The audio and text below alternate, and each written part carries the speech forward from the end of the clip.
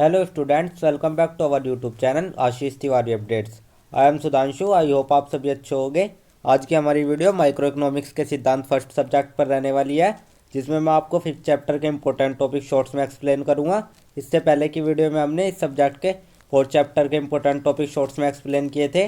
अगर आप हमारे चैनल पर फर्स्ट टाइम विजिट कर रहे हो तो चैनल को जरूर सब्सक्राइब कर लीजिए, जिससे आने वाले और चैप्टर्स की वीडियो की नोटिफिकेशन आपको टाइम पर मिले। तो आज की वीडियो में मैं आपको बीए ऑनर्स राजनीति विज्ञान सेमेस्टर सेकंड, जो आपका जीई सब्जेक्ट है, सामान्य ऐच्छिक विषय है, माइक्रो इकोनॉमिक्स के सिद्धांत फर्स्ट, जो कि आपका फोर्थ क्रेडिट का कोर्स है, उसके जो चैप्टर नंबर 5 है उसके इंपॉर्टेंट टॉपिक शॉर्ट्स में एक्सप्लेन करूंगा। इससे पहले की वीडियो में हमने इस सब्जेक्ट के चैप्टर नंबर 4 के इंपॉर्टेंट टॉपिक शॉर्ट्स में एक्सप्लेन किए थे।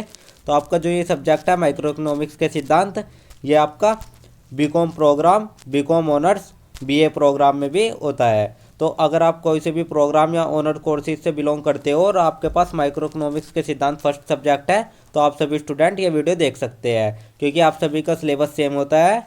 तो अगर किसी भी स्टूडेंट के पास माइक्रो इकोनॉमिक्स के सिद्धांत फर्स्ट सब्जेक्ट है तो आप ये वीडियो देख सकते हैं। तो चलिए अब हम चैप्टर नंबर 5 स्टार्ट कर लेते हैं। तो आज का जो हमारा चैप्टर रहने वाला है वो रहने वाला है चैप्टर नंबर 5, जिसमें हम एमपीएस, एपीएस, एमपीसी, एपीसी की अवधारणा, स्वायत्त गुण और गुणक की अवधारणा के बारे में समझेंगे। तो सबसे पहले हम एक छोटा सा परिचय देख लेते हैं। परिचय में हम देखते हैं, जैसे कि हमने पिछले पार्ट में सीखा था कि किसी अर्थव्यवस्था में कुल मांग के 4 घटक होते हैं: उपभोग, निवेश, सरकारी खरीद और सुधा निर्यात। इसलिए इस पार्ट में हम एमपीएस, एमपीसी, एपीएस की अवधारणा और उनके संबंधों पर चर्चा करेंगे। जो ये चैप्टर है इसमें हम एमपीएस, एमपीसी, एपीसी जो ये अवधारणा है इनके संबंधों के बारे में चर्चा करेंगे। फिर हम स्वायत्त व्यय के बारे में चर्चा करेंगे। यदि कोई गुणक प्रभाव है तो स्वायत्त व्यय में वृद्धि से उत्पादन में एक से अधिक वृद्धि होगी। गुणक का आकार एमपीसी और करों के दरों पर निर्भर करते हैं। देन हम स्वायत्त व्यय पढ़ेंगे, और अगर कोई गुणक प्रभाव होता है तो स्वायत्त व्यय में वृद्धि से उत्पादन में एक अधिक वृद्धि होगी, और जो गुणक का आकार है वो एमपीसी और करों दरों पर निर्भर करता है। तो ये तो हमने एक छोटा सा परिचय देख लिया। अब हम देख लेते हैं उपभोग और बचत। सबसे पहले हम उपभोग देख लेते हैं। उपभोग का अर्थ उन वस्तुओं और सेवाओं के उपयोग से है जो मनुष्य की आवश्यकताओं और इच्छाओं को पूरा करती है। उपभोग आय के उस हिस्सों को दर्शाता है जिसे व्यक्ति अपनी जरूरतों और इच्छाओं पर खर्च करता है। तो उपभोग जो होता है वो एक प्रकार का वस्तु और सेवा होती है जो मनुष्य की आवश्यकता और इच्छाओं को पूरा करती है। और जो उपभोग होता है वो आय के उस हिस्से को दर्शाता है जिससे जो व्यक्ति होता है वो अपनी ज़रूरतों और इच्छाओं पर खर्च करता है। तो ये आपका उपभोग होता है। अब हम देखते हैं एक आपका उपभोग फलन, कंजप्शन फंक्शन। जो आपका उपभोग फलन होता है, उपभोग फलन यह दर्शाता है कि उपभोग आय के साथ कैसे बदलता है। यह निम्नलिखित सूत्र से व्यक्त किया जाता है। जो आपका उपभोग फलन है वो ये बताता है कि वो आय के साथ कैसे बदलता है, जिसके लिए एक सूत्र दिया गया है। वो सूत्र आपका होता है C बराबर A प्लस बी वाई, जहाँ आपका जो C होता है वह उपभोग व्यय होता है, और A होता है स्वयं उपभोग, और B होता है आपका सीमांत उपभोग प्रवृत्ति, और जो Y होता है वो आय होता है। तो हम टोटली ये बोल सकते हैं जो आपका स्वतः उपभोग और सीमांत उपभोग प्रवृत्ति है और आय है, इन तीनों को मिलाकर आपका उपभोग व्यय C प्राप्त होता है। तो ये हमने उपभोग फलन देख लिया और उपभोग फलन का सूत्र देख लिया। अब हम देख लेते हैं उपभोग की विशेषताएं क्या है। तो इसकी विशेषताओं में हम सबसे पहले देखेंगे उपभोग की आय बढ़ने पर उपभोग बढ़ता है, लेकिन धीमी गति से। जो आय होती है उसके बढ़ने पर जो उपभोग होता है वो बढ़ता तो है लेकिन धीमी गति से। दूसरा, कुछ उपभोग आवश्यकताओं के लिए आवश्यक होते हैं भले ही आय शून्य हो। जो आपको कुछ उपभोग होते हैं वे आपकी आवश्यकताओं के लिए आवश्यक होते हैं भले ही जो उनकी आय होती है वो शून्य हो। अब हम देख लेते हैं बचत। बचत का अर्थ उस आय के हिस्से से है जिसे खर्च नहीं किया जाता बल्कि भविष्य के लिए सुरक्षित रखा जाता है। जैसे कि मैंने बताया था, सेविंग आपकी वो होती है जैसे कि आपने कोई 100 रुपये लिए, 80 रुपये आपके खर्च में इस्तेमाल हो गए और 20 रुपये आपने भविष्य के लिए रख लिए। तो आपके जो 20 रुपये हो गए उनको ही हम सेविंग या बचत कहेंगे। तो अब हम बचत फलन देख लेते हैं। यह दर्शाता है कि बचत आय के साथ कैसे बदलती है, और इसको भी हम निम्नलिखित सूत्र के माध्यम से व्यक्त करते हैं। तो आपका जो बचत फलन का सूत्र होता है वो होता है S बराबर एफ वाई, जहाँ आपका जो S होता है वो बचत होता है और जो F होता है वो कार्यात्मक संबंध होता है और जो Y होता है वो राष्ट्र आय होता है।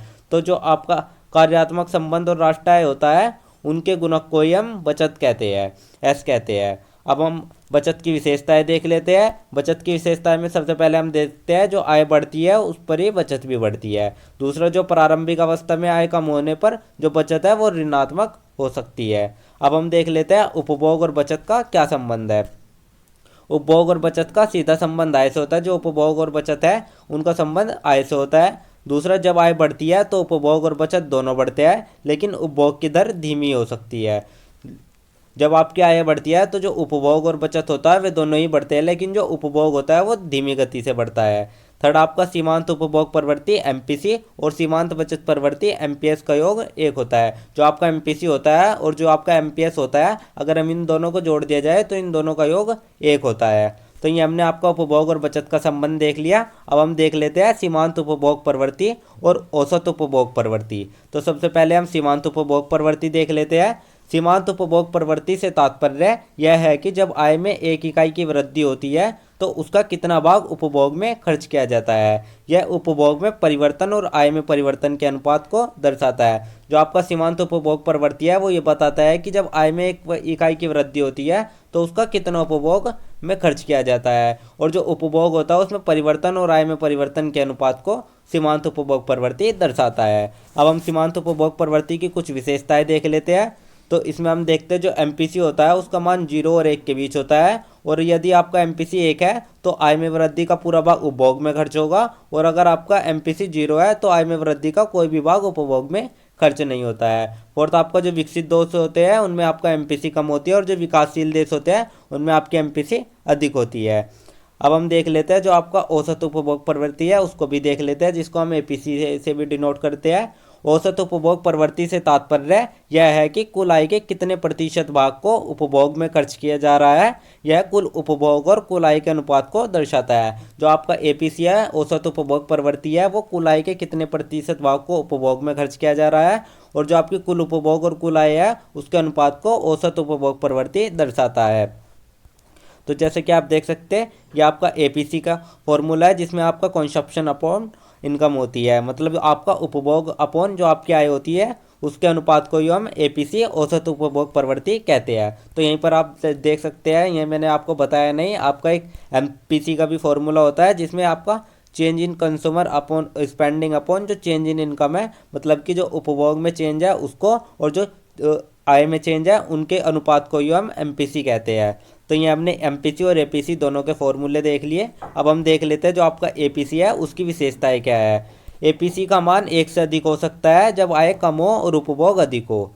जो आपका एपीसी है उसका मान 1 से भी अधिक हो सकता है यदि आपकी आय कम है और उपभोग अधिक हो, और जैसे जैसे आय बढ़ती है वैसे वैसे एपीसी घटती है, क्योंकि जो उपभोग की वृद्धि है वो धीमी होती है, और दीर्घकाल में एपीसी स्थिर हो सकती है। तो ये हमने एपीसी की कुछ विशेषताएं देख ली। अब हम एमपीसी और एपीसी में अंतर देख लेते हैं। जहाँ आपका एमपीसी बताता है कि जो आय बढ़ने पर उपभोग कितना बढ़ेगा, और जो आपका एपीसी है वो ये बताता है कि कुल आय का कितना हिस्सा उपभोग में खर्च हो रहा है। ये दोनों ही प्रवृत्तियाँ है ये उपभोग और बचत के बीच संबंध को दर्शाती है, और जो अर्थव्यवस्था की मांग संरचना है उसको ये दोनों प्रवृत्ति प्रभावित करती है। तो ये हमने एमपीसी और एपीसी में अंतर देख लिया।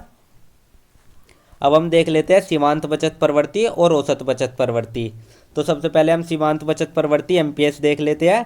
सीमांत बचत प्रवृत्ति से तात्पर्य यह है कि जब आय में 1 इकाई की वृद्धि होती है तो उसका कितना भाग बचत में जाता है। यह बचत में परिवर्तन और आय में परिवर्तन के अनुपात को दर्शाता है। जो आपका एमपीएस है, सीमांत बचत प्रवृत्ति है, वो ये बताता है कि अगर आपकी आय में 1 इकाई की वृद्धि हुई है तो उसका कितना भाग बचत में जाएगा, और जो ये एमपीएस है ये बचत में परिवर्तन और आय में परिवर्तन के अनुपात को दर्शाता है। तो अब हम देख लेते हैं जो आपका एमपीएस है उसका हम फॉर्मूला देख लेते हैं, जिसमें आपका एमपीएस का फॉर्मूला आता है change in saving upon change in disposable income. तो इन दोनों के अनुपात को ही हम एमपीएस कहते हैं। अब हम एमपीएस की कुछ विशेषताएं देख लेते हैं। अगर एमपीएस का मान 0 और 1 के बीच में होता है, और अगर एमपीएस का मान 1 होता है तो जो आय में वृद्धि का पूरा भाग है वो बचत में जाएगा, और यदि आपका एमपीएस का मान 0 है तो जो आय में वृद्धि का भाग है वो कोई भी बचत में नहीं जाएगा। और अगर आपके एमपीएस और एमपीसी और एमपीएस का योग हमेशा 1 होता है, तो जैसे कि आप देख सकते हैं आपका एमपीसी प्लस एपीसी बराबर इक्वल्स टू 1। तो ये हमने आपका एमपीएस देख लिया। अब हम देख लेते हैं एपीएस, जो कि आपका औसत बचत प्रवृत्ति होता है। औसत बचत प्रवृत्ति से तात्पर्य यह है कि कुल आय के कितने प्रतिशत भाग को बचत के रूप में रखा जाता है, यह कुल बचत और कुल आय के अनुपात को दर्शाता है। जो आपका औसत बचत प्रवृत्ति है एपीएस है, वो ये बताता है कि जो आपकी कुल आय है उसके कितने प्रतिशत भाग को बचत के रूप में रखा जाएगा, और जो आपकी कुल बचत होती है और कुल आय होती है, इनके दोनों के अनुपात को ही हम औसत बचत प्रवृत्ति या एपीएस कहते हैं। अब हम एपीएस की कुछ मुख्य विशेषताएं देख लेते हैं। जो आपका एपीएस का मान होता है वो ऋणात्मक हो सकता है यदि किसी व्यक्ति की अपनी बचत से अधिक खर्च कर रहा है। दूसरा, आपका जो आय बढ़ती है उसके साथ साथ आपका एपीएस भी बढ़ता है, क्योंकि जो लोग होते हैं वे अपनी आय का बड़ा हिस्सा बचाने लगते हैं। थर्ड, आपका जो दीर्घकाल है उसमें आई एपीएस स्थिर हो सकता है। तो ये हमने एपीएस की कुछ विशेषताएं देख ली। अब हम एमपीएस और एपीएस में अंतर देख लेते हैं। जो आपका एमपीएस है वो ये दर्शाता है कि आय में वृद्धि का कितना भाग बचत में जाता है, और जो आपका एपीएस है वो ये बताता है कि कुल आय का कितना हिस्सा बचत के रूप में रखा जाता है। थर्ड, आप देख सकते हैं जो आपका एमपीसी और एमपीएस है उसका मान भी एक होता है, और जो आपका एपीसी प्लस एपीएस है उसका मान भी एक होता है। इनका संबंध अर्थव्यवस्था में आय, उपभोग और बचत के बीच संतुलन को दर्शाता है। तो ये हमने एमपीएस और एपीएस में अंतर देख लिया। अब हम जो ये कुछ प्रवृत्तियाँ थी इनके बीच में संबंध देख लेते हैं। सबसे पहले हम देखेंगे एमपीसी और एमपीएस के बीच संबंध। तो सबसे पहले हम देखेंगे आय का विभाजन। जब किसी व्यक्ति की आय बढ़ती है तो उस आय का एक भाग उपभोग में खर्च होता है और शेष भाग बचत के रूप में सुरक्षित रखा जाता है। इसका अर्थ है कि आय में वृद्धि का कुल भाग या तो उपभोग में जाएगा या बचत में। जो आपका आय का विभाजन होता है, अगर किसी भी व्यक्ति की आय बढ़ती है तो उसका जो एक भाग होगा वो उपभोग में खर्च होगा, और जो दूसरा भाग होगा वो आपका बचत के रूप में खर्च होगा।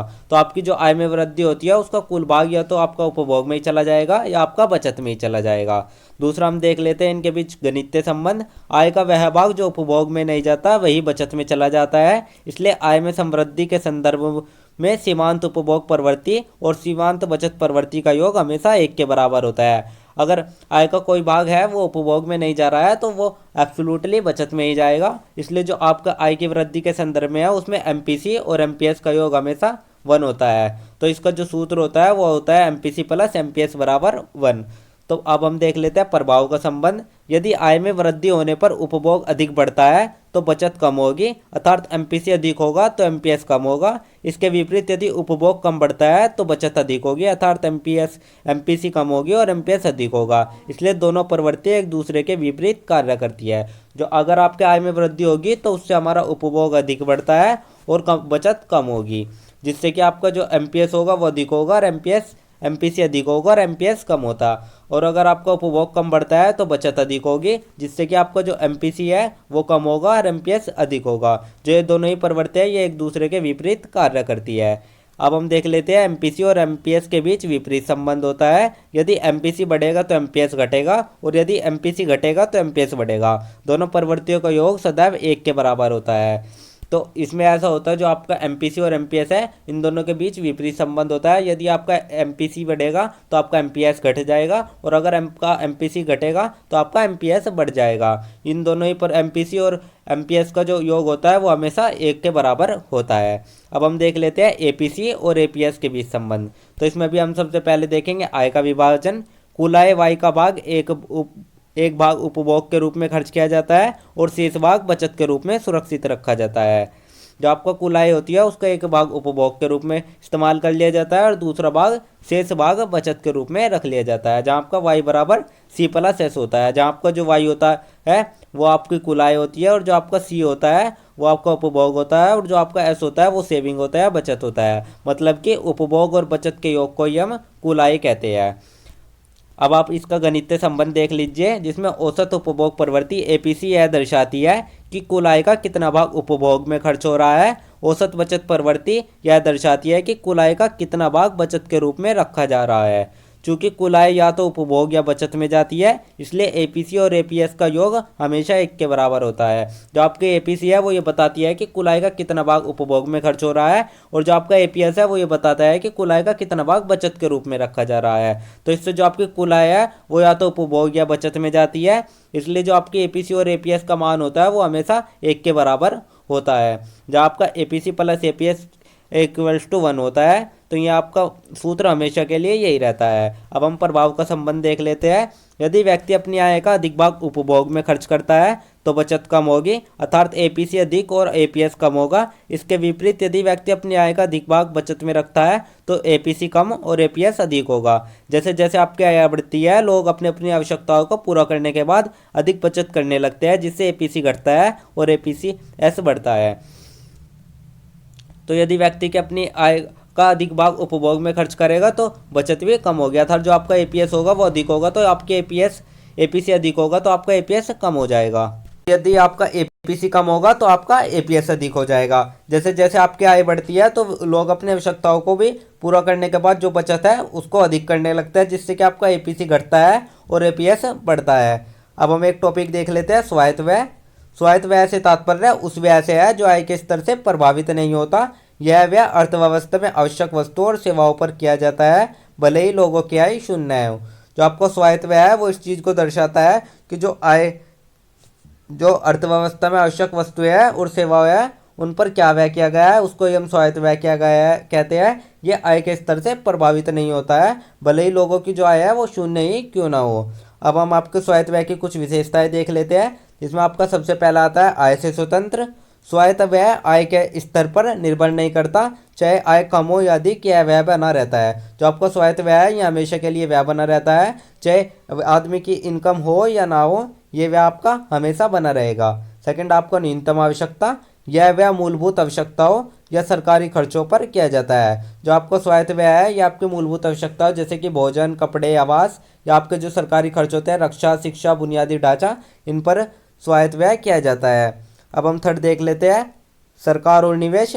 स्वायत्त व्यय का एक बड़ा हिस्सा सरकार द्वारा सार्वजनिक सेवाओं और आधारभूत संरचनाओं पर किया जाता है। जो आपको स्वायत्त व्यय होता है उसका एक बहुत बड़ा हिस्सा सरकार द्वारा जो सार्वजनिक सेवाएं और आधारभूत संरचनाएं हैं उन पर अधिक किया जाता है। फोर्थ आपका आर्थिक गतिविधि का प्रारंभ बिंदु। अर्थव्यवस्था में व्यय का प्रारंभ स्वायत्त व्यय से होता है, जो कि आपके बाद में जो आय और खपत है उसको प्रभावित करता है। इसके उदाहरण में हम देख सकते हैं जो आपके सरकार द्वारा सड़कें, स्कूल और अस्पताल है उन पर किया गया है। दूसरा आप जो लोगों द्वारा न्यूनतम आवश्यकता है जैसे कि भोजन और दवा उन पर किया गया है। थर्ड आपका जो व्यापार द्वारा भविष्य में लाभ के वित्त में किया गया निवेश है उनको हम ये सभी आपके स्वायत्त व्यय के उदाहरण थे। अब हम आपको स्वायत्त व्यय का सूत्र देख लेते हैं, जिसमें स्वायत्त व्यय को अक्सर निम्नलिखित रूप में दर्शाया जाता है, C बराबर A प्लस बी वाई, जहाँ जो आपका जो C होता है वो कुल उपभोक्ता व्यय होता है, और जो A होता है वो स्वायत्त उपभोग होता है, और जो बी वाई होता है वो सीमांत उपभोग प्रवृत्ति, और वाई आपका आय होता है। तो आप टोटली एक तरीके से ये कह सकते हैं जो आपको स्वायत्त उपभोग, सीमांत उपभोग प्रवृत्ति और जो आपको सीमांत उपभोग प्रवृत्ति और आय है, इनके गुणक को अगर हम स्वायत्त उपभोग से जोड़ देंगे तो हमको कुल उपभोग व्यय C प्राप्त हो जाएगा। तो ये आपको स्वायत्त व्यय का सूत्र हो गया। अब हम एक देख लेते हैं टॉपिक गुणक व्यय। गुणक से तात्पर्य उस प्रक्रिया से है जिसके द्वारा किसी अर्थव्यवस्था में प्रारंभिक निवेश या व्यय में वृद्धि के परिणाम स्वरूप राष्ट्रीय आय में कई गुना वृद्धि होती है। यह दर्शाता है कि निवेश में वृद्धि से आय कितनी बार बढ़ती है। जो आपका गुणक है वो ये कहता है कि अगर किसी अर्थव्यवस्था में प्रारंभिक निवेश या व्यय में वृद्धि होती है तो उसमें जो राष्ट्रीय आय है उसमें कई गुना वृद्धि होती है, और जो निवेश है निवेश में वृद्धि से आय कितनी बार बढ़ती है, ये सभी हम गुणक के अंतर्गत पढ़ते हैं। अब हम गुणक का सिद्धांत देख लेते हैं। गुणक का सिद्धांत यह बताता है कि जब किसी अर्थव्यवस्था में निवेश या व्यय में वृद्धि होती है तो वह उपभोग के माध्यम से आय में कई गुना वृद्धि उत्पन्न करता है। जो आपका गुणक है वो ये कहता है कि जो अर्थव्यवस्था में अगर निवेश या व्यय में वृद्धि होती है तो जो उपभोग के माध्यम से आय होगी उसमें कई गुना वृद्धि उत्पन्न होती है। जैसे कि आप देख सकते हैं मल्टीप्लायर फॉर्मूला, जहाँ आपका के से डिनोट करते हैं, जिनमें हम change in real GDP upon आपकी इनकम और जो आपका चेंज इन इंजेक्शंस है इनको, तो ये आपका गुणक का फॉर्मूला हो गया। अब हम देख लेते हैं गुणक का कार्य सिद्धांत। इसमें जब आपका निवेश बढ़ता है तो लोगों की आय भी बढ़ती है। दूसरे जो बढ़ी हुई आय होती है उसका कुछ भाग उपभोग में खर्च होता है, जिससे कि आपकी जो मांग है और उत्पादन है वो बढ़ता है। थर्ड आपका जब यह चक्र तब तक चलता है जब तक आपकी जो संपूर्ण आय है उसमें कई गुना वृद्धि नहीं हो जाती। फिर फोर्थ आपका आता है जितनी अधिक आपकी एमपीसी होगी उतनी अधिक आपका गुणक का प्रभाव होगा। अब हम गुणक का महत्व देख लेते हैं, जिसमें आपका सबसे पहला आता है आय और रोजगार वृद्धि, जहाँ निवेश में वृद्धि से आय और रोजगार के अवसर बढ़ते हैं। सेकंड आपका आर्थिक विकास, जहाँ सरकार द्वारा किए गए व्यय और निवेश से अर्थव्यवस्था तेजी से विकसित होती है। थर्ड आपका मांग और उत्पादन वृद्धि, जहाँ अधिक निवेश से मांग और उत्पादन में तेजी आती है। तो ये हमने आपका गुणक भी देख लिया। अब हम एक छोटा सा सारांश देख लेते हैं जो कि आपके आंसर राइटिंग में बहुत अधिक उपयोगी साबित होगा। इस पाठ में हमने देखा कि जो आपका बचत फंक्शन है उसको उपभोग फलन से कैसे निकाला जाता है और इसकी अलग अलग प्रवृत्तियाँ जैसे कि एपीसी, एमपीसी, एपी ऐसे एमपीएस जो कि उपभोग और बचत फंक्शन निर्धारित करते हैं। फिर संबंध चाहे एपीसी एपीएस का हो और चाहे एमपीसी एमपीएस का हो, वह सदैव एक ही रहता है। समग्र मांग जो फंक्शन है उसमें स्वायत्त वेग के रूप में जाने वाला एक शब्द है जो कि आपके आय स्तर में परिवर्तन के साथ नहीं बदलता है। फिर जो आपका सरल गुणक की अवधारणा है और आयकर में अनुपातिक परिवर्तन है उन पर होने वाले गुणक पर चर्चा की जाती है। तो ये हमने एक छोटा सा सारांश देख लिया। अब हम आपका देख लेते हैं। यहीं पर मैं आप सभी स्टूडेंट से एक क्वेश्चन पूछता हूँ जिसका आंसर आप सभी स्टूडेंट कमेंट बॉक्स में शॉर्ट्स में ज़रूर बताइएगा। आज का जो हमारा क्वेश्चन रहने वाला है वो हमारा ये क्वेश्चन रहने वाला है जो आपको स्वायत्त व्यय है उसकी जो विशेषताएं है उनको आप कमेंट बॉक्स में शॉर्ट्स में ज़रूर बताइएगा। आप सभी स्टूडेंट कमेंट बॉक्स में शॉर्ट्स में अपना आंसर जरूर दें। तो ये था आपका इस सब्जेक्ट का 5th चैप्टर जिसके इंपॉर्टेंट टॉपिक्स मैंने आपको शॉर्ट्स में एक्सप्लेन कर दिए हैं। आई होप आप सभी के समझ आ गया होगा। अब जो आपकी नेक्स्ट वीडियो रहने वाली है वो आपके 6th चैप्टर के ऊपर रहने वाली है जिसके इंपॉर्टेंट टॉपिक्स मैं आपको शॉर्ट्स में एक्सप्लेन करूंगा। अगर आपको ये नोट्स चाहिए तो आप हमारा टेलीग्राम चैनल ज्वाइन कर लीजिए, वहाँ आपको ये नोट्स मिल जाएंगे। अगर किसी भी स्टूडेंट का कोई डाउट या क्वेरी है तो आप हमारे इंस्टा पेज पर फॉलो करके या कमेंट सेक्शन में पूछ सकते हो। और डेली अपडेट्स के लिए आप सभी हमारा व्हाट्सअप चैनल ज्वाइन कर लीजिए। Thank you, have a good day.